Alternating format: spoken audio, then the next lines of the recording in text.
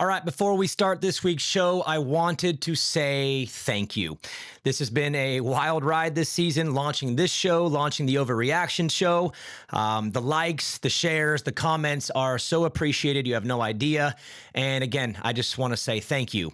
When I was finished with TV, I didn't want to be done analyzing and commentating and broadcasting and entertaining, and we really didn't know exactly how we were going to pull it off, where I could stay in that lane and stay connected to the fan base. But producer Joe and I had a whiteboard with probably 1,000 ideas, some good, some bad, and these two slipped through. And so far, they've been amazing. We've had a great run. The feedback from the fans has been unbelievable, and you best be sure we're coming back next year bigger, badder, better. And thank you again one last time for making this year very memorable for me, producer Joe, and Main Event Moto. Thank you.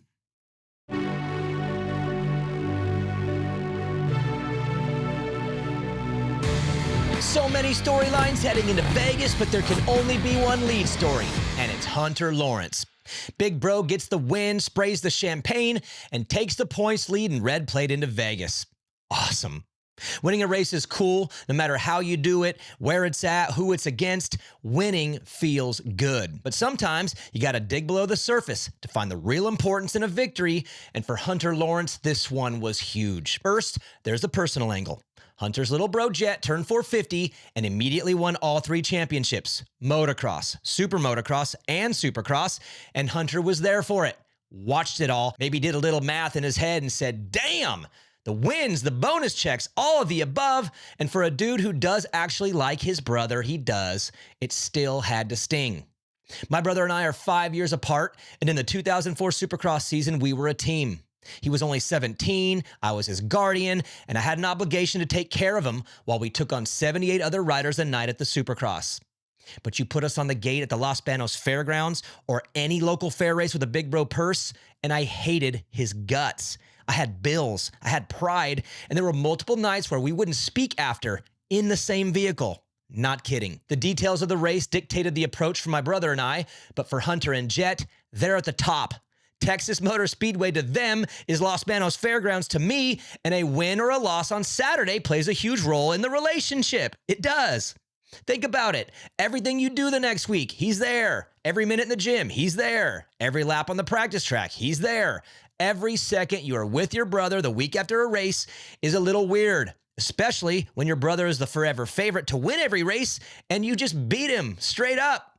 I love it. And this win in Fort Worth gives Hunter an edge, a massive confidence bump, and he's going to need it as he heads to Vegas this weekend with a real chance at winning the $1 Million Championship against former champs Eli Tomac, Ken Roczen, Cooper Webb, Jason Anderson, Dylan Ferrandis, Chase Sexton, and most importantly, Little Bro, who has beat him on a 450 90% of the time they've lined up. Saturday, on a personal level, is huge. If Hunter wins Saturday, it'll also lead to more respect, and Big Bro will finally get the hype that he deserves. If you take Jett out of the story, Hunter is the kid who did the suffering, paid the price, worked through Dad's ideas and theories to give both brothers a shot.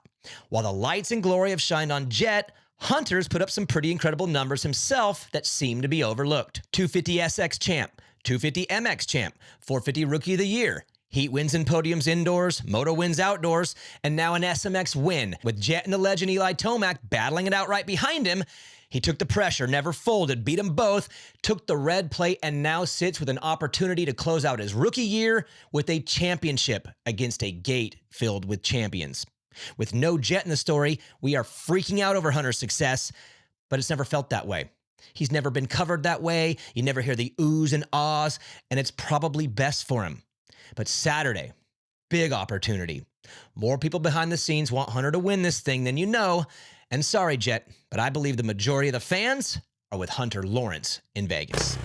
It's also a big week for Chase Sexton, who smashed everyone in Moto2 in Texas and sits in position to win both the race and the title, like he did at the finale of the 2023 Supercross Championship and the finale of the 2024 Motocross Championship. He tends to be good at the final round of a championship that he wins, but did fall short in the summer of 2022 against Eli Tomac, where he kind of spazzed out and threw away the final moto. Point being, he's lived both sides of this. Won the finale, lost the finale, but this Saturday, Chase has a chance to silence a lot of people who say he only won because Eli got hurt in 23, and he only won because Jett got hurt in 24. A big chance to silence a lot of people who may be looking at Chase with an altered view. Yes, Eli went out in Denver. Yes, Jett went out midsummer. But isn't that the point? In a sport where physicality, strength, and durability play a massive role in the outcome, how can winning while surviving brutal crashes repeatedly and getting back up and still winning be looked at as anything other than impressive and respected? Supercross is like a 17-round UFC fight, and motocross is an 11-round fight. And when you hold the number one plate above your head, you are the winner and they are the losers, period. For Chase, Saturday is an opportunity to shush everyone. The legend Eli Tomac has been incredible. The phenom Jett Lawrence is healthy and on the gate. And for a guy who has drawn the most unbelievably unlucky hand, Chase can earn his respect on Saturday. The Eli Tomac era has gone long, and the Jett Lawrence era started early, and Chase has found himself smushed in between two absolute killers his entire 450 career. Imagine Eli retires before 30, and Jett moves up to the 450 class at 21 years old instead of 19, like a normal racer. Chase would have had a 3 to 4 year window to rack up an insane amount of wins and titles and stamp his own era into the record books. It feels like Chad Reed 2.0 to me. Imagine the record books if Chad wasn't stuck in between RC, James, and RV. Double the wins, double the titles, double the respect. And for Chase Sexton, it feels the same. Win this Saturday and everyone can zip it. Lose this weekend to Jett, or especially Hunter, and the doubters will be fueled to keep the "he only wins if" narrative alive for another offseason. The problem for both Hunter and Chase is that Jett is pissed and will most likely smash the daylights out of everyone on Saturday. He looked pretty good in Charlotte, pretty bad in Texas, but I can only imagine what this week has been like for little bro. He's not used to losing, doesn't like getting beat straight up by Eli, Chase, and Hunter the last 2 weeks, and will most likely ride pissed in Vegas. Maybe that leads to him blowing it. Maybe he kills them. But here's a little added pressure just for fun. Jett should win. The math is on his side, and he's earned the right to be called a singular favorite for any race he enters. With that comes all the pressure in the world, and he should be feeling it. Lose this weekend to Chase, a guy you've beaten, tortured countless times the last 2 years, or your brother who you've had covered for the last 5 years, and it'll be a big fail on the resume. Being the guy means you have to win, and Jett does have to win. Why? Because the next freak is watching every move he makes, listening to every word he says on the podium, and is salivating at his chance to take you on, and it's coming soon.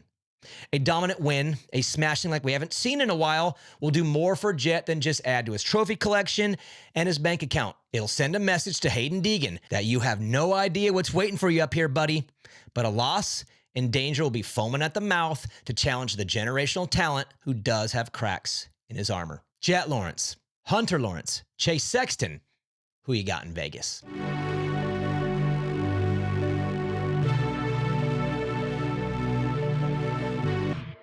Thank you so much for watching this show. If you liked it, press the like button. And if you want to subscribe, then press the subscribe button. Share it with your friends, with your family, and grandma. Make sure you send it to grandma. Grandmas love everything Main Event Moto does. All you Motoheads out there, we are still rocking and rolling at Main Event Moto.